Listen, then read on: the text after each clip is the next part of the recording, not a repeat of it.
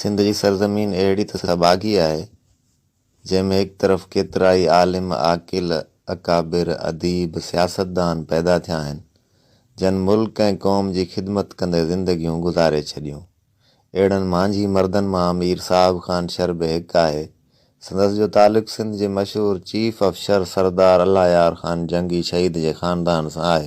Chief सरदार अल्लाह यार ख़ान जंगी साम जी हिफ़ाज़त कंदे सन 1763 ईस्वी में जाम शहादत नोश फरमाए पंहिंजो नालो सिंध धरती जे महान सूरमनि में लिखरायो। मीर साहिब ख़ान शर बि मीर अल्लाह यार ख़ान जंगी शहीद जे पड़ पोटे मरहूम सरदार साहिब ख़ान शर अवल जो पोटो ऐं मरहूम मीर मोहम्मद अली ख़ान शर जो फर्ज़ंद आहे। संदसि जो वालिद मीर साहिब ख़ान शर जे दुनिया में अचण खां 2 महीना पहिरियां हिन फ़ानी जहान मां हलियो वियो। उन सबबि मीर साहिब ख़ान शर फ़ख्रे सिंध चीफ सरदार मरहूम मोहम्मद ख़ान शर जी पालना हेठि रहियो। चीफ सरदार मरहूम मोहम्मद ख़ान शर जे अलमनाक विछोड़े खां बाद मीर साहिब ख़ान शर अॻूणे सूबाई वज़ीर चीफ सरदार मरहूम इल्हाज आगा अहमद यार ख़ान शर जी ज़ेर तरबियत रहियो।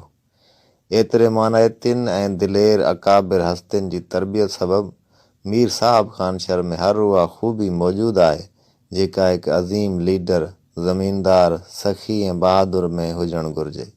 मीर साहिब ख़ान शर ग्रेजुएशन मुकमल करण खां बाद ज़मीनदारी निहायती सुठे नमूने संभाली।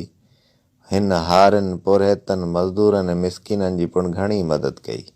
इहो ई सबबु आहे जो हुन सां हर तबिके जा माण्हू नंढा वॾा, पका पोड़ा मोहबत कनि था। दुआ आहे त रब्बुल इज़्ज़त खे ज़िंदगी जी हर मंज़िल ते कामयाबियुनि सां नवाज़े।